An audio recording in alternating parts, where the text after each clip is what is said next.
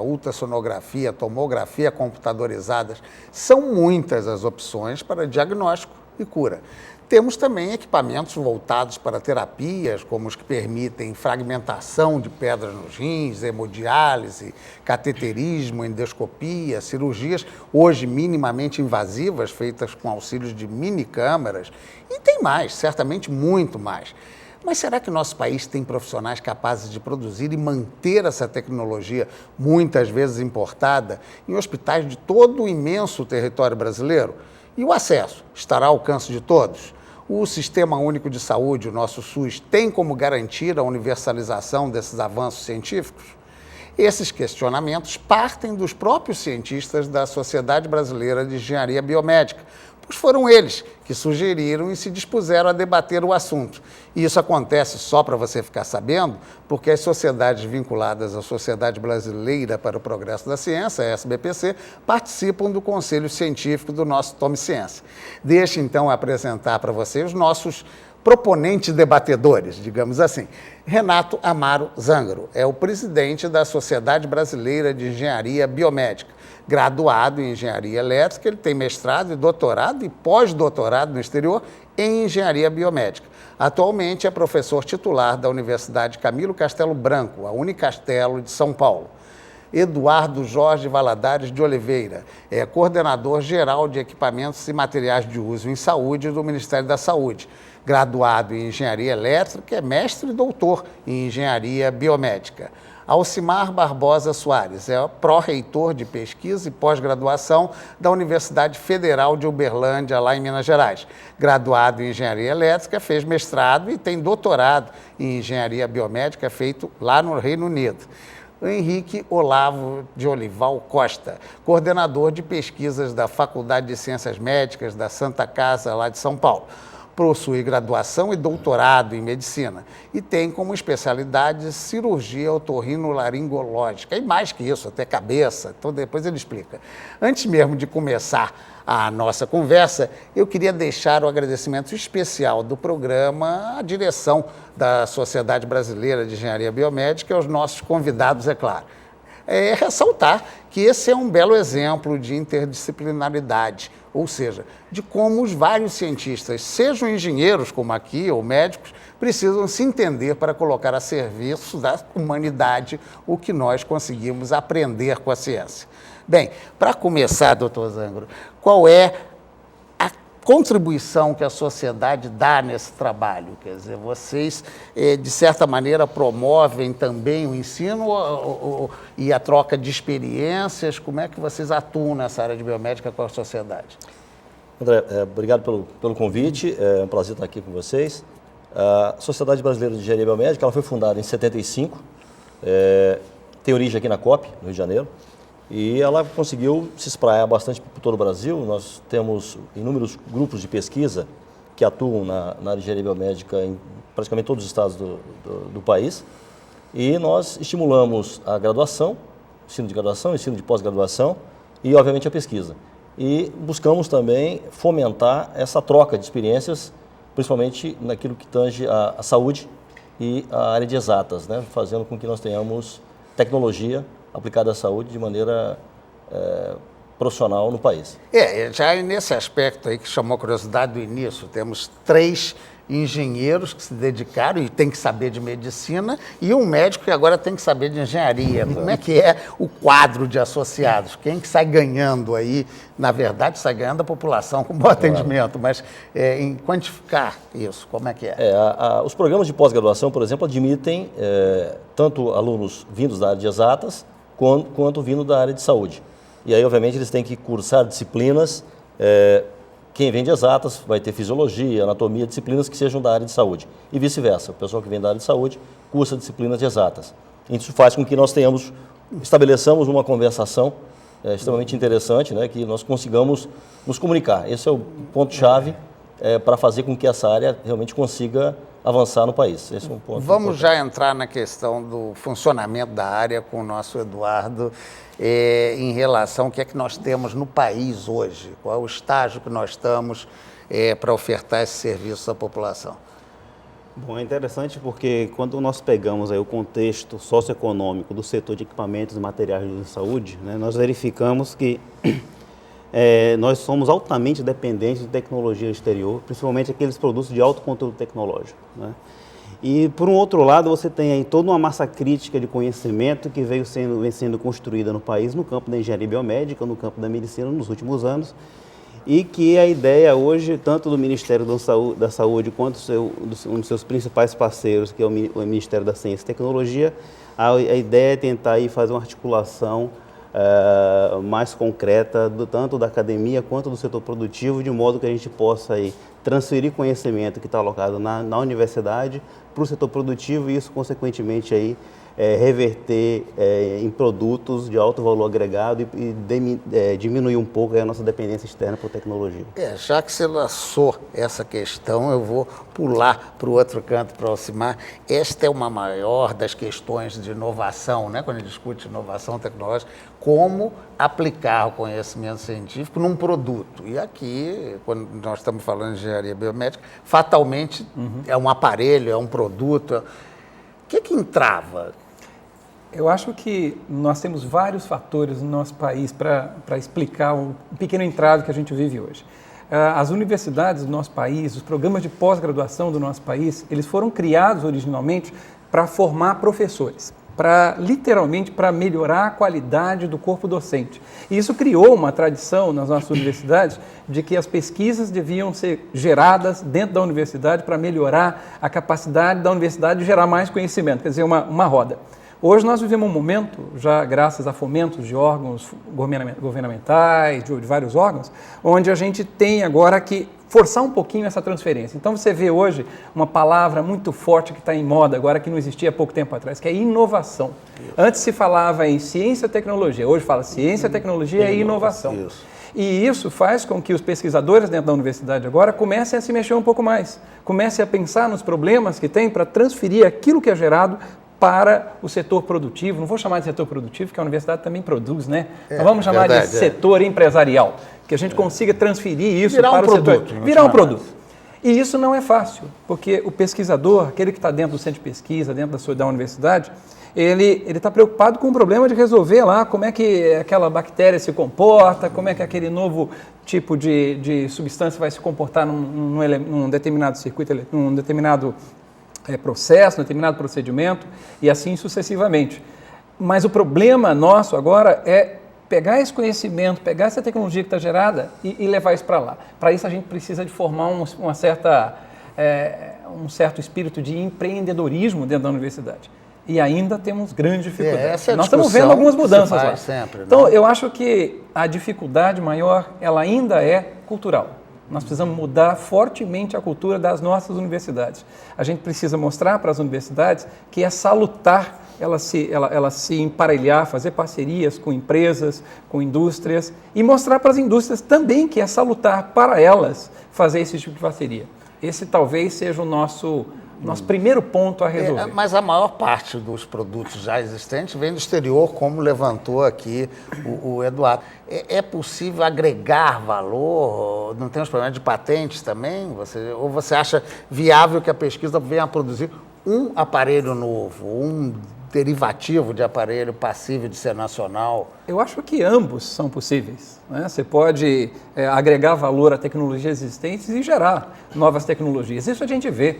Os nossos laboratórios de pesquisa dentro das universidades, por exemplo, eles estão a todo momento gerando novos equipamentos, novos produtos, né? Mas, como eu disse, o problema nosso não está sendo gerar pesquisa. A gente faz muita pesquisa no país, só que a gente faz muita pesquisa desagregada, a gente faz muita pesquisa solta. Às vezes eu estou fazendo uma pesquisa no meu laboratório, junto com o nosso grupo de pesquisa, que os outros professores em outras universidades também estão fazendo. Quer dizer, a gente precisa fechar uma rede forte para gerar tecnologia forte no país. Para isso, o incentivo e a indução de várias entidades, como a nossa sociedade... A própria existência da sociedade já ajuda. Ela está aí para ajudar. Encontros anuais que vocês devem fazer, né? O Zangaro quer dar uma opinião sobre isso também? Isso, eu queria pegar um gancho do que o Alcimar colocou, que realmente é o fato de que nós temos inúmeras pesquisas que poderiam ser complementares e, de fato, acabam acontecendo de maneira estanque. Né? Nós temos vários grupos de pesquisa, por falta de informação, por falta de coordenação nacional, acabam fazendo o mesmo trabalho, né? Isso implica em perda de receita, perda de esforço de recursos humanos e, obviamente, menor eficácia do nosso processo de produção. Com É certeza. uma coisa extremamente importante. Henrique, deixa eu inverter a questão para o uso desses equipamentos, desse ferramental. Evidentemente que é muito interessante uma tomografia, você descobrir, mas há também quem faça uma visão crítica que acabou o clínico, que a gente perde a capacidade, perderia o médico a capacidade de um julgamento, ficar só na imagem, só na tecnologia. Você acha que isso é um problema, não? Eu acho que sim. Primeiro, um prazer estar aqui. É um prazer ser, infelizmente, a minoria aqui, mas eu estava escutando aqui com grande prazer a opinião de todos, porque é uma coisa muito importante se introduzir essa discussão na área médica, né? Na área de saúde como um todo, porque eu acho que eu estou aqui como representante da área médica, mas saúde não é só medicina, né? Nós temos odontologia, fisioterapia, fonoaudiologia, que dão também a enfermagem, suporte, tudo mais, né? que dão suporte e são áreas muito importantes e que também são demandadoras de tecnologia nessa área. E eu acho que a gente tem que colocar na devida medida que saúde não é necessariamente tecnologia, mas saúde hoje tem muito de tecnologia. Eu acho que eu tenho assim a minha experiência, eu como coordenador de pesquisa dentro de uma faculdade que ela tem como até meio emblemática por ser uma Santa Casa. E a Santa Casa é uma Santa Casa mãe. No estado de São Paulo nós temos cerca de 300 Santas Casas, a maior está em São Paulo, com uma grande escola de medicina. E ela é uma instituição que é privada, mas sem fins lucrativos, filantrópica, de misericórdia. E, portanto, ela representa muito bem a condição de assistência médica, eu acho que de grande parte do país. E o que a gente sabe e vê é que a assistência médica ou assistência à saúde pode ser feita, sim, com diversos graus de atualização e inserção tecnológica. Então, a discussão sempre é em que pé o Brasil está dessa inserção, quanto o Brasil precisaria ter mais, e acredito que como um país pobre que está galgando muitos degraus, ele tem muito que colocar e agregar de tecnologia que já existente, que está na saúde dos outros povos e não está aqui, e que há um certo problema de logística para ver essa inserção, porque não é só trazer, a pessoa precisa do know-how do usar, tem que saber o know-why, ou seja, saber por que usar, por que ter. E, principalmente, nós temos que ter a noção exata do impacto ou da diferença dessa colocação na saúde ou na assistência à saúde que é feita hoje. Mas você acha que os médicos sabem usar bem ou pode... Porque acusam que há um exagero. O médico hoje em dia nem examina direito, pede logo uma chapa, pede logo um exame. Você acha que há problemas com o uso? Eu acho que há a prestação de assistência à saúde no Brasil ela é extremamente heterogênea, a formação do profissional de saúde é também heterogênea. E eu acho que nós temos dois grandes polos, assim. Existe o polo de formação, em que já na própria formação o sujeito não tem a condição de avaliar ou de necessitar de diferença, de coisas mais avançadas. Como você tem centros que são centros formadores de opinião, em que você tem a prestação de assistência à saúde avançada tanto quanto em qualquer outro lugar do mundo. E eu acho que esse pêndulo aqui é o que, aonde está o equilíbrio desse pêndulo, é que nós precisamos decidir para o país, né? Nós temos que fazer a medicina de ponta, precisamos da saúde com alta tecnologia, ou precisamos ter uma saúde que possa ser compartilhada por todos? Onde está essa nota de corte, né? Eu acho que essa é a grande discussão aí entre o tradicional Você já e o praticamente abriu coisa que a gente vai ter que fazer no próximo bloco, que a gente vai fazer o intervalo agora, é discutir exatamente como que se alcança a população, o que é esse serviço e como ele pode estar a serviço de todos. Até já, um instantinho só.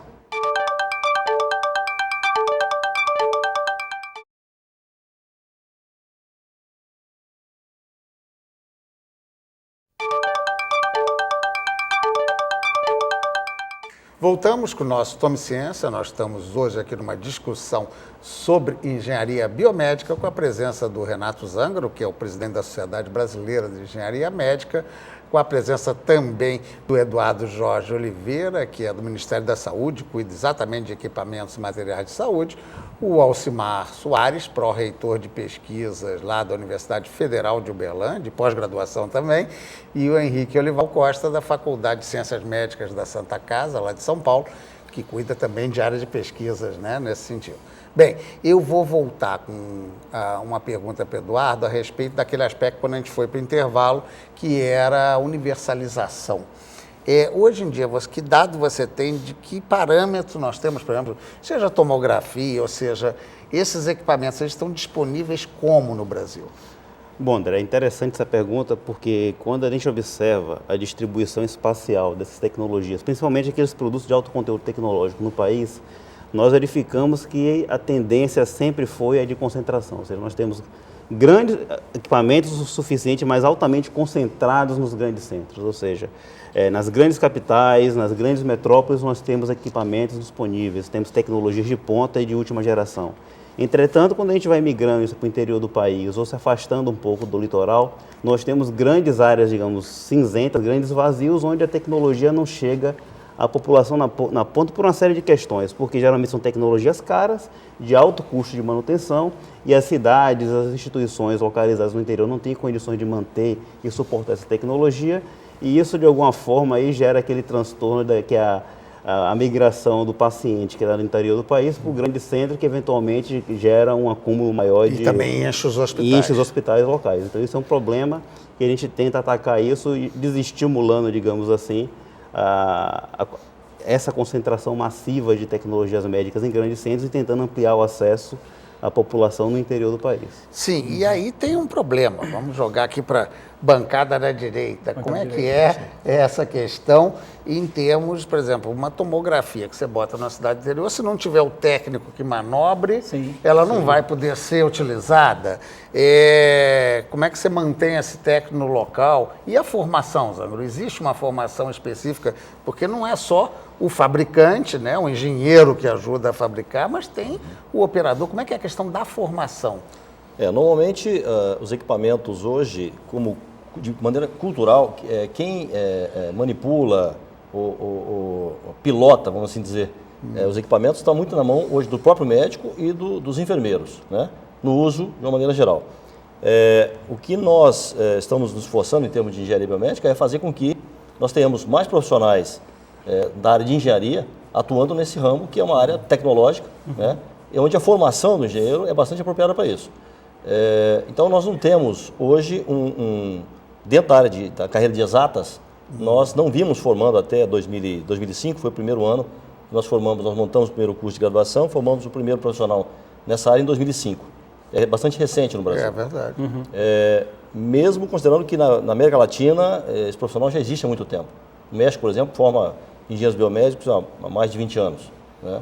Então, a nossa proposta é exatamente fazer com que nós tenhamos profissionais que conheçam de tecnologia, né, que estejam envolvidos em tecnologia desde a sua carreira fundamental na engenharia e possa dar assistência de maneira completa dentro de um hospital. Não só no hospital, mas também na indústria. Sim, mas essa assistência, quer dizer, passa mais por manutenção, mas não também por operação, porque tem um aspecto que é técnico quase do operador. A interface, eu diria, a interface equipamento homem, né? Tem o paciente, tem o médico, que é o especialista que vai dar o laudo, né? Isso é responsabilidade médica, mas a interface é que nós fazemos, né? Estamos nos esforçando para criar mais mão de obra para atuar. Né? E até porque é tão especializado hoje, analisar uma tomografia ou operar já deve ser um processo que exige uma formação, né? A complexidade é muito alta, cada vez mais, né, em termos de equipamento, e obviamente você vai, a necessidade de gente competente, né, em quantidade e qualidade é bastante importante. Posso agregar? Vamos lá, Alcimar. Eu acho que o que o Zangaro colocou é bastante interessante. Nós precisamos treinar melhor os nossos profissionais. Mas, por outro lado, tem um aspecto que o Eduardo levantou agora há pouco, que é a grande centralização de tecnologia no nosso país. Isso você vê não só na centralização de equipamentos médicos, né, mas você vê na centralização das pós-graduações, na centralização das pesquisas, quer dizer, a maioria do que se faz em termos de produção no nosso país nessa área é aqui, no eixo, na região sudeste, sul, é mais ou menos por aqui. É tudo concentrado aqui. E isso está ligado a recurso financeiro, dinheiro, claro. Não tenha dúvida. Mas, por outro lado, a gente tem que descobrir uma forma de levar essas tecnologias para a população dos estados mais distantes dos grandes centros. Como fazer isso? A tecnologia hoje já está começando a fazer isso. Hoje nós temos acesso, por exemplo, nós temos possibilidade de desenvolver alguns trabalhos, por exemplo, entre médicos, entre clínicas, onde um médico não tão especializado num determinado assunto, ele pode fazer um pequeno exame, enviar isso via internet, via um link rápido para um outro. A gente tem um negócio chamado telemedicina aí, onde o próprio paciente, com um pequeno treinamento, ele mesmo coloca lá um medidor de pressão, liga na linha telefônica, transfere lá para o outro lado para o médico, esse médico pode dar um laudo, ou seja, há várias maneiras da tecnologia, dos avanços tecnológicos apoiar isso. Como faz para treinar melhor essas pessoas? Isso. Tem um negócio bastante interessante que está surgindo no Brasil, nas universidades, que é chamado de educação à distância. Nós não conseguimos, como país, colocar uma universidade em cada cidade, não tem jeito, o nosso país é imenso, é enorme, e também não conseguimos colocar um grande centro de treinamento em cada cidade, isso é muito difícil, né, a gente conseguir fazer. Mas a gente consegue levar os profissionais até lá, seja via cursos de apoio, de especialização, seja via curso de educação à distância, seja com acordos para levantamento de diagnósticos à distância, ou seja, nós conseguimos dar um pontapé muito forte. Mas, de novo, a gente precisa de políticas bem direcionadas para isso. A gente nota, o Ministério da Saúde tem feito muito isso já no nosso país. O Ministério da Educação tem buscado diversificar o conhecimento, mas de qualquer maneira a gente ainda precisa forçar, direcionar bem os investimentos públicos em todas as áreas. Quando a gente começar a ter isso de verdade e forte, aí eu acho que esses problemas começam a diminuir. Bem, eu vou pegar um pouco o Henrique outra vez nessa questão de formação médica. Já notei, não sei se é fato ou é só sensação minha, que acaba existindo aquele médico especialista no laudo, não é isso? Porque o médico especialista na doença nem sempre tem a capacidade de ler. Quer dizer, já é uma especialidade, é um processo de especialização que está acontecendo? Olha, André, eu acho que existe o médico do laudo em algumas áreas, né? Mas eu não entendo que isso se deva à especialização, o exame em si não traz esse profissional. Acho que esse profissional poderia ser um operador melhor, que depois um analista dos resultados pode acontecer. Eu acho que o nosso principal problema aqui, em relação até à própria formação e tal, sempre volta para a demanda. Então, o que se colocou aqui é óbvio, né? Nós temos um país, a saúde, ela não é diferente de qualquer outra atividade, então depende de demanda. A demanda brasileira é litorânea e é de capital. E toda vez que você tem alguma coisa, tem um custo que é grande, não é pequeno, o custo da tecnologia, ela precisa ter uma demanda do outro lado. Então, isso que o Alcimar falou, acho que é super pertinente. Nós temos que... A política de distribuição da tecnologia, ela não dá para forçar você levar grandes coisas tecnológicas para o interior, se o interior, não tiver quem use, quem saiba... Ficar subutilizado também. Então, eu acho que a telemedicina e a educação à distância, nesse caso, pode ser um grande massificador ou popularizador ou democratizador do sistema de saúde como um todo. Quer dizer, hoje tem países como a Itália, por exemplo, que a telemedicina, a Itália é um país pequeno, nós somos um país continental. Verdade. E a Itália usa a telemedicina para as pequenas ilhas. O sujeito não precisa se deslocar. Então, você tem um grande centro de apoio técnico, de apoio de diagnóstico, em diversos locais com centros assim, seria muito interessante. Você formar pessoas para que do outro lado possa receber, coletar as informações, retransmitir, talvez seja uma política estratégica muito interessante. Nós temos que pensar que não dá para você levar o problema não é nem mais o técnico você levar para uma cidade no meio da Amazônia uma tomografia, você não tem o aporte de eletricidade, você não tem o doente diversificado, inclusive para alguns tipos de de exames. E nós temos que nos preparar para o futuro, porque, veja, a coisa não é só equipamento. Eu sei que nós estamos aqui com uma turma da engenharia biomédica, mas a medicina, ela seguramente vai virar esse século meio que apoiada na biologia molecular. A parte do projeto Genoma, a tecnologia associada à proteômica, quer dizer, você conseguir dominar, entender a célula, ver como ela produz, ela provavelmente vai dar aquela guinada que a gente sempre quis, que era tentar atuar de maneira preventiva em muitas das doenças. Antes que o problema aconteça, exatamente. E isso é uma diferença muito grande, que assim, não existe o conhecimento difuso em nenhum lugar do mundo. Ou seja, o Brasil ele não precisa correr atrás, ele pode correr junto com os outros nessa formação. Antes da gente entrar, quer dizer, como uma mudança, como uma novidade, deixa eu voltar um pouquinho com o nosso Eduardo. Qual é a política do Ministério em cima disso que nós estamos falando aqui? Olha, André, é interessante. A telemedicina é inquestionável a capacidade que a telemedicina tem de garantir acesso a exames de alta complexidade, principalmente em regiões remotas, né? Mas como a questão saúde, como também engenharia biomédica, tem essa questão da transversalidade do conhecimento, os gargalos tecnológicos também são transversais, né?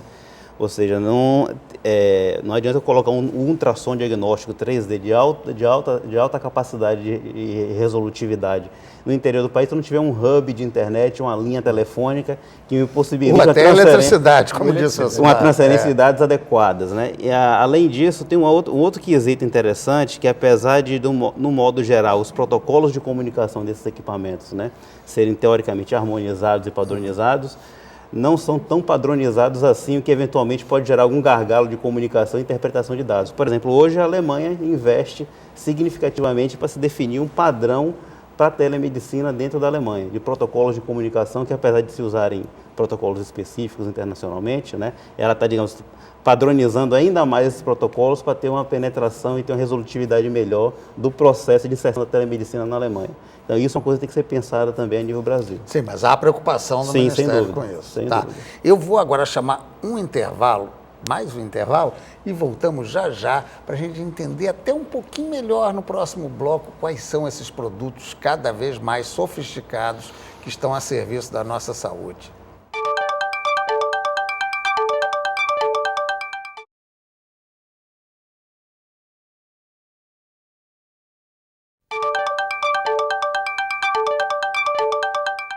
Voltamos com o nosso Tome Ciência. Nós estamos hoje verificando a capacidade que a ciência tem aplicado a produtos, gerar uma tecnologia que é útil e importante para a saúde. Contamos aqui para esse debate com a presença do Renato Zangaro, presidente da Sociedade Brasileira de Engenharia Biomédica, com o Eduardo Jorge Oliveira, que é do Ministério da Saúde, cuida exatamente de equipamentos e materiais, o Alcimar Soares, que é pró-reitor de pesquisa e pós-graduação da Universidade Federal de Uberlândia, e o Henrique Olival Costa, da Faculdade de Ciências Médicas da Santa Casa, lá de São Paulo, também com uma forte projeção na área de pesquisa. E vou começar com o Zangaro, que tem uma especialidade em laser, né? O que é hoje em dia a tecnologia laser aplicada à saúde, para a gente entender o exemplo prático? Bom, laser já desde 60, né? 59 foi a primeira invenção laser. Ele foi muito aplicado em oftalmo, depois para várias áreas. Praticamente hoje nós temos aplicação de laser em todas as áreas da medicina, da área de saúde.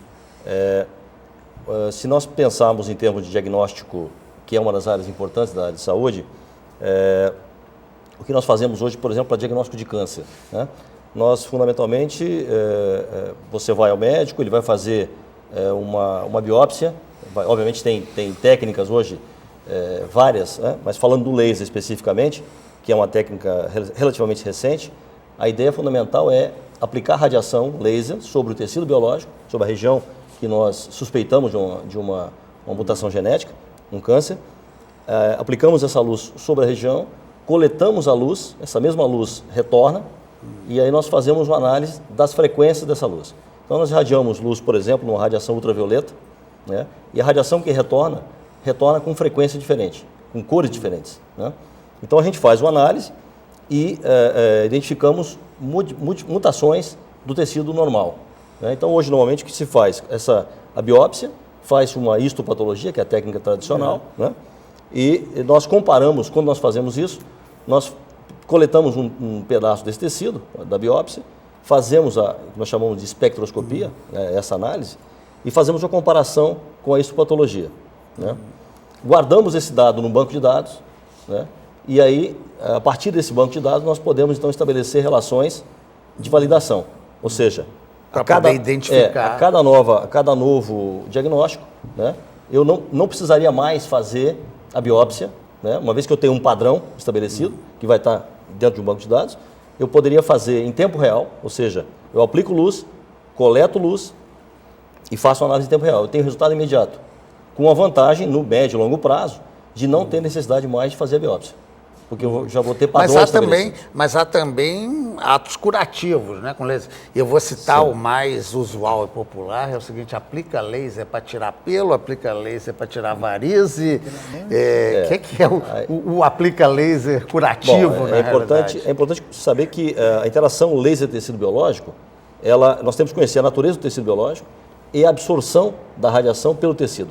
Cada frequência, se eu pegar um laser, por exemplo, do verde, eu sei que ele é altamente absorvido pela hemoglobina, né?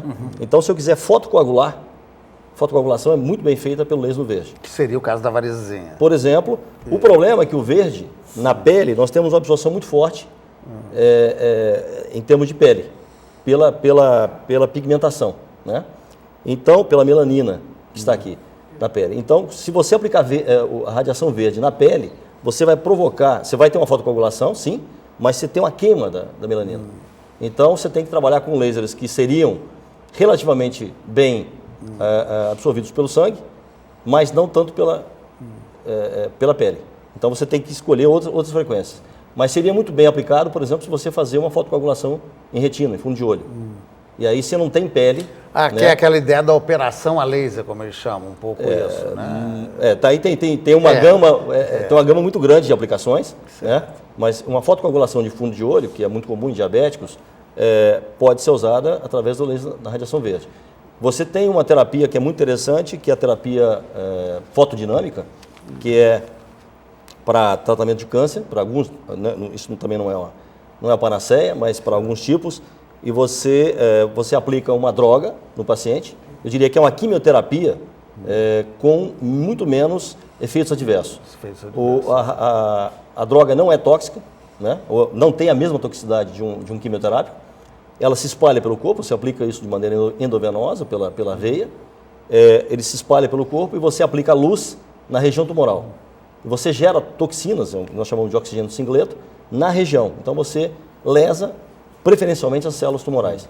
E não tem todo efeito adverso, no caso do fígado, perda de cabelo, vômito, que é muito comum das quimioterapias. Bem, vamos ver na área cirúrgica, nosso Henrique, pode ajudar a gente. Quer dizer, cada vez mais a gente sabe que tem instrumental tecnológico cada vez mais avançado. A própria questão que a gente falou aqui das cirurgias pouco invasivas com vídeo, já parece... Você acha que é o maior exemplo de uso da tecnologia em cirurgia? Olha, eu acho, André, que para quem gosta de novidade, inovação, a medicina hoje, a sensação que dá, a gente tem que até cuidar da nossa ansiedade, é aquela história de a criança que acabou de entrar numa loja de brinquedo, né? Quer dizer, hoje nós temos muita coisa nova. Eu acho que a gente tem alguns grupos que a gente pode discutir e tal. Então, na parte cirúrgica, sem dúvida, o laser, em um determinado momento, ele inclusive foi um grupo de ações aí que a gente achou que fosse dar uma grande modificação, e houve em diversas áreas, mas basicamente era um instrumento cirúrgico, do mesmo jeito que a gente tinha instrumento de corte, tinha um instrumento de corte por calor e assim vai. Mas eu tenho a impressão, a gente estava conversando aqui há pouco, uma área muito importante e tem a ver com a formação é, sem dúvida nenhuma, a possibilidade de a gente ter simuladores hoje, ou seja, modelos biológicos, modelos de seres humanos em que a pessoa possa aprender sem ter que aprender no ser humano. A atividade médica exige um aprendizado em prática que hoje nós fazemos no ser humano. Então, hoje nós temos diversos aparelhos que simulam praticamente tudo, o coração, a circulação, o pulmão, o cérebro e assim vai. Então, os simuladores vão fazer diferença na qualidade médica. 2, a cirurgia robótica. A cirurgia robótica, em algumas áreas em que a acurácia do ser humano não consegue atingir aquilo que a gente precisava na cirurgia crânioencefálica, né? O cérebro, com certeza, nos olhos, no ouvido, são regiões muito importantes. Hoje está se fazendo precisão tem que ser completa, né? Tem uma precisão gigantesca e pode-se fazer um planejamento prévio que a máquina pode ser controlada pelo ser humano na hora da decisão, mas na ação ela que faz. Eu acho que isso também vai fazer uma grande diferença. E o terceiro, que é aquela cirurgia sem faca, que é uma coisa, o Renato tocou na coisa da fototerapia. Você tem diversas maneiras de você atingir órgãos, e aí entra assim, a biologia molecular e os alvos, né? Você conseguir identificar na célula algumas características que só ela tem. Então, toda célula produz proteínas que são expressas na sua membrana. Essas proteínas ficam expostas. Tem uma célula que tem um jeito, tem outra que tem outro. Essas proteínas, elas podem ser identificadas e através de alguns disponibilizadores, de carregadores, que hoje com a nanotecnologia nós conseguimos fazer como se fossem pequenos êmbolos que estão marcados com aquela fechadura da célula, que seria essa proteína exposta, você leva a medicação àquela célula. E, por exemplo, com a fototerapia, que seria quase como se você ligasse na tomada, uma vez que grudou naquela célula, você liga na tomada a hora que você quer. Por exemplo, aciona a ação da droga quando ela atingiu e você tem certeza que atingiu só aquela Estamos célula. Quase naquela ficção científica do passado, né? Daquele próximos. Submarino miniaturizado que andava dentro do corpo humano. O Dr. Spock e sua turma deve estar pensando, estão copiando a gente. Mas eu acho que isso é uma transição e o grande problema ainda é como é que a gente faz, quem decide o que usar, por que se usa essa e não aquela, né? E então nós estamos ainda na lojinha de brinquedos, em que a criança quer pegar tudo, mas tem a mãe que decide, esse sim, esse não, tal. Então a gente está decidindo quem vai ser a mãe que vai decidir o que é o melhor ou o pior. Existe, Eduardo, alguma normatização de procedimentos, quer dizer, tal como você regulariza um remédio, você policia o uso dos equipamentos? É até interessante, André, porque quando a gente fala, por um lado, desse grande esforço, tanto o Ministério da Saúde quanto o MCT fazendo investimento em ciência e tecnologia, na verdade chega um ponto que vira um paradoxo, né? Aquilo que o Henrique falou, estou indo na loja de brinquedos, tenho vários brinquedos, vários instrumentos à minha disposição, mas no lado da assistência, né, que é o que interessa no final das contas para o cidadão, eu tenho um limite orçamentário que não me permite comprar toda a loja de brinquedo para colocar à disposição da criança, né? Então, existe hoje uma regra muito bem definida no Ministério da Saúde, que é a questão do procedimento de incorporação de tecnologia, né? E como é que isso é feito? Toda vez que uma nova tecnologia está disponível, está validada, registrada na Anvisa, com sua comprovação de segurança e eficácia atestada, né, o fabricante daquela tecnologia monta um dossiê, onde ele faz um estudo de custo-benefício daquela tecnologia, ele tem que dar dados econômicos e terapêuticos eficazes da tecnologia e submete a uma comissão de incorporação de tecnologia no Ministério da Saúde. Essa comissão avalia esses estudos e se realmente verificar e se atestar o custo-efetividade daquela tecnologia é incorporada no sistema. Certo, então há esse controle, essa política de controle. Sim, isso funciona não só para equipamentos, materiais, quanto para medicamentos também. Isso já é normal. Bem, eu vou pegar mais um aspecto curioso aí, Osmar. A tua área de especialidade é prótese. Exatamente. E aí, o céu é o limite ou como é que é isso? Cada vez você vê, você tem uma perna artificial, tem isso. Sim. É interessante pelo que você ouviu os colegas colocarem, né? Aparentemente o céu é o limite. A gente não sabe onde nós vamos chegar ainda mais com tecnologias que a gente está começando a descobrir, né? Nós começamos a desvendar o genoma humano ainda. Quer dizer, nós abrimos o genoma, mas a gente ainda está entendendo o que é aquilo ainda, né? A gente tem um livro enorme que a gente está começando a aprender a ler. A gente está começando a entrar em nanotecnologia e tudo mais. Quer dizer, talvez ainda temos muita coisa pela frente, mas nós já temos coisas parecidas com ficção científica hoje. Hoje, por exemplo, na área de reabilitação, de próteses, nós conseguimos desenvolver, nós temos tecnologias para desenvolver, por exemplo, braços, mãos artificiais que são capazes de movimentar os dedos como uma mão normal. Sob o comando do pensamento. Mais ou menos, nós estamos chegando lá, né? São capazes de segurar objetos de forma bastante parecida com a mão humana. O problema ainda está sendo como o paciente controla esse negócio. E já estamos tendo uma série de sistemas hoje que permitem, por exemplo, que você, entre aspas, você descubra o que o cidadão está pensando. É bem entre aspas ainda, tá? Mas vamos chegar lá ainda. Porque quando o teu cérebro está lá funcionando, do jeito que está todos nós agora, né? Mas enquanto o seu cérebro funciona, a gente consegue, através de sensores colocados na cabeça, no scalp, captar algumas informações que nos permitem saber, não muito profundamente ainda, mas nos permitem ter uma boa ideia do que o cidadão até deseja fazer. Por exemplo, nós desenvolvemos alguns projetos de pesquisa hoje, onde na verdade já se transformaram em produtos que estão sendo usados em pacientes, onde nós conseguimos detectar informações provenientes do cérebro e usar essas informações para auxiliar pessoas, por exemplo, que sofreram lesões de medula, que têm algum tipo de patologia, alguma degeneração que as torna completamente imóveis e permite que essas pessoas, por exemplo, acessem um computador que permite ligar a luz, acender, sei lá, uma determinada luz do quarto, apagar outra, ligar uma televisão, desligar uma televisão, de forma razoavelmente eficiente hoje já. A gente tem tecnologias hoje que permite uma pessoa tetraplégica controlar uma cadeira de rodas, com pequenos movimentos da cabeça e tudo mais. Cientista que no base do soprinho. Aquela tecnologia é a base de sensores de pressão. Ainda se usa muito, porque é muito fácil. Só que quando você coloca um sensor de pressão na boca do cidadão, você tira dele uma coisa muito importante. Ele já está lá parado, tetraplégico, praticamente sem movimento, né?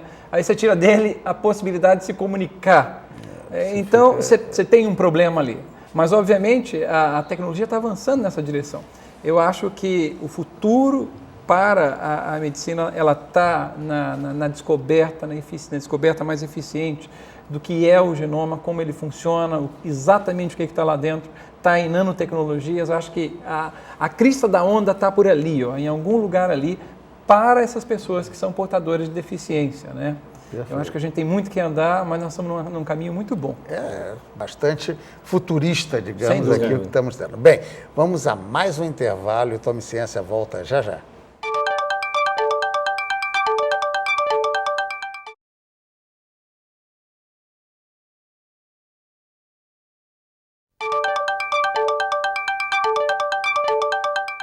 Voltamos para o último bloco do nosso Tome Ciência, que discute hoje a tecnologia aplicada na saúde, com a participação, e já vou agradecendo aqui de antemão a presença de todos vocês, o Renato Zangaro, presidente da Sociedade Brasileira de Engenharia Biomédica, que sugeriu e ajudou a mobilizar esse programa, um agradecimento até especial, o Eduardo Jorge Oliveira, do Ministério da Saúde, o Alcimar Soares, da Universidade Federal de Uberlândia, e o Henrique Olival Costa, da Faculdade de Ciências Médicas da Santa Casa de São Paulo. Bem, nesse último bloco nós temos mais uma tendência propositiva e um aviso para dar a vocês. É que eles todos vão nos fornecer mais elementos para que você possa aprofundar no exame, no estudo do assunto de engenharia biomédica, e isto vai estar no nosso site em Saber Mais. O site é www.tomeciencia.com.br. Lá você pega então as dicas que eles nos dão e evolui no conhecimento. Bem, para terminar aqui esse nosso debate, vamos ver o que é que falta, ô Zangaro, para a gente ter uma evolução mais apropriada do país nessa área. André, eu gostaria de falar duas coisas, fundamentalmente. Uma, do ponto de vista da visão da SBEB, da Sociedade Brasileira de Engenharia Biomédica, que é no sentido de tentar estabelecer redes, né? E nós temos falado com os vários parceiros que compõem essa rede, no sentido de fazermos aquilo que já foi dito antes nesse programa, que era trabalho complementar. Identificação das competências de cada grupo e fazer trabalhos complementares de maneira a reduzir custos e aumentar a eficácia do processo. Uma outra propositura que vem um pouco mais ligada aonde eu estou hoje, na Unicastelo, em São José dos Campos, no Parque Tecnológico de São José dos Campos, que é a ideia também de se estabelecer um núcleo de desenvolvimento integrado, onde nós estamos buscando juntar competências universitárias, são várias universidades trabalhando em conjunto, Unesp, Unifesp, Unicastelo, um polo hospitalar ligado a esse centro e também empresas que atuam na área médico hospitalar. Então, dessa forma, nós entendemos que nós poderemos, já tem trabalhos propostos, né, analisados pelos parceiros, e a busca é exatamente essa, tentar fazer trabalhos onde a indústria esteja desde o início do processo, projetos de pesquisa e desenvolvimento, né, feitos pela universidade, mas que a indústria já esteja no processo. E que a área hospitalar, que seria capaz de fazer ensaios clínicos e ser um absorvedor desses produtos, também está junto nesse processo. Então, essa congregação desses parceiros, eu acho que, eu entendo que seja muito positivo para que a gente consiga avançar bastante nesse caminho que nós temos que trilhar em termos de tecnologia em saúde. Bem, vamos ao nosso Eduardo aqui para verificar o que é que na política do Ministério da Saúde se espera mais, o que é que vocês projetam para que a gente melhore a situação brasileira nesse ramo. Bom, André, interessante. No país agora já temos aí cerca de 20 anos de redemocratização do país, nós estamos chegando à estabilidade econômica e a sociedade brasileira começa a discutir e querer quebrar outros paradigmas, né?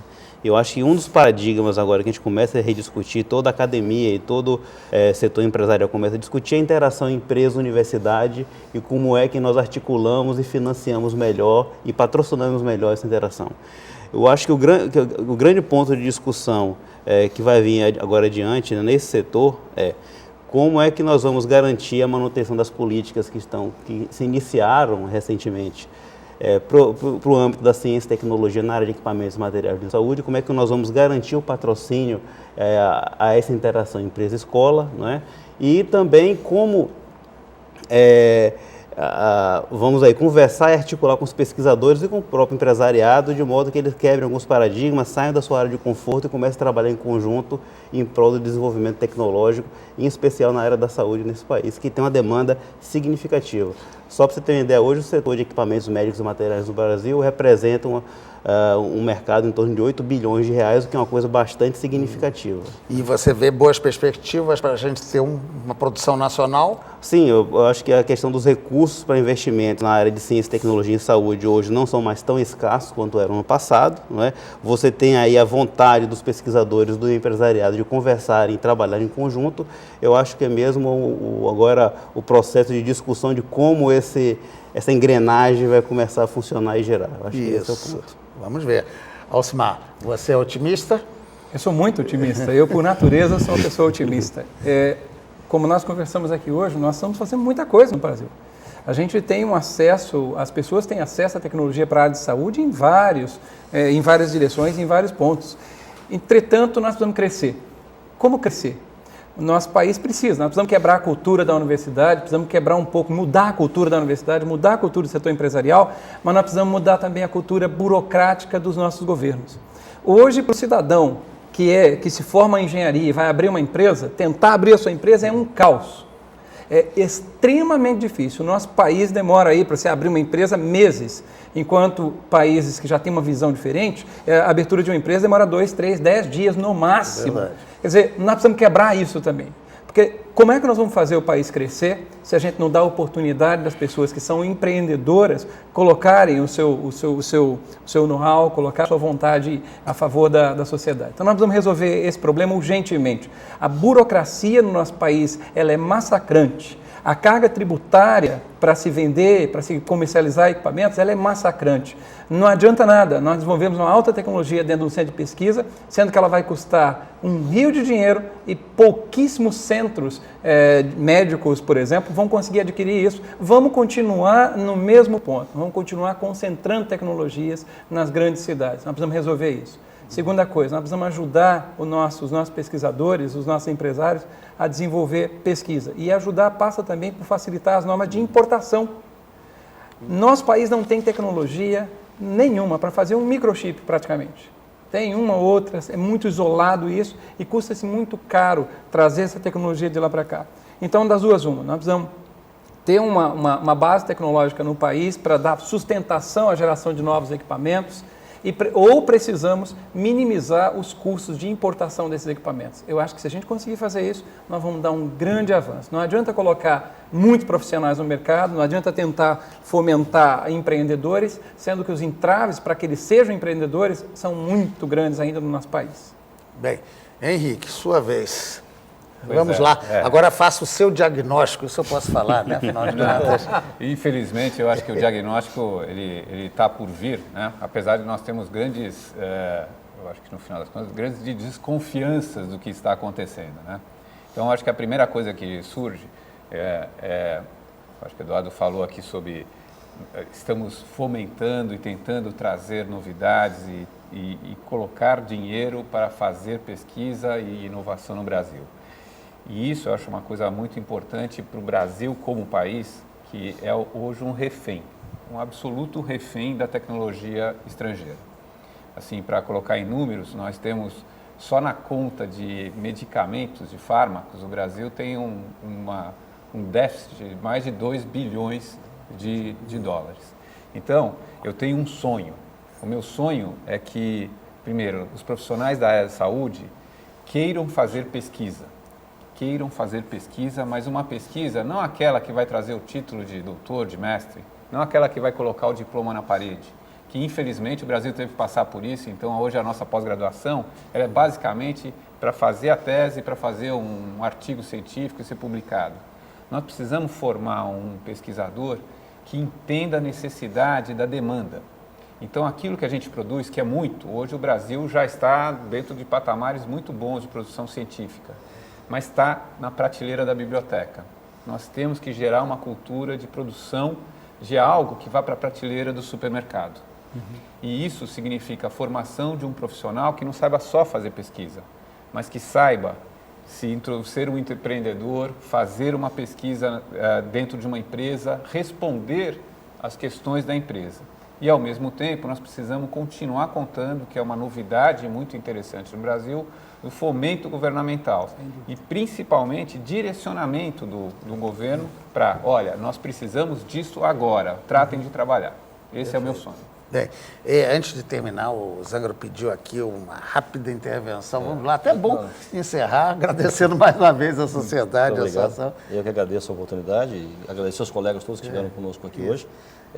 Eu só queria colocar um aspecto que, quando eu falei da cooperação que estamos realizando lá em São José dos Campos, eu esqueci 2 parceiros, me permita colocar. Além da Unifesp, Unesp e Unicastelo, nós temos também a SPDM, Sociedade Paulista para o Desenvolvimento da Medicina, e também o LNCC, que é aqui do Rio de Janeiro, Laboratório Nacional de Computação Científica, que é um parceiro muito importante na área de modelamento matemático para problemas da área de saúde. Perfeito. Agradecimento feito. Bem, eu agradeço a vocês pela participação e você pela audiência. Aguardo na próxima edição do Tome Ciência. Até lá, então.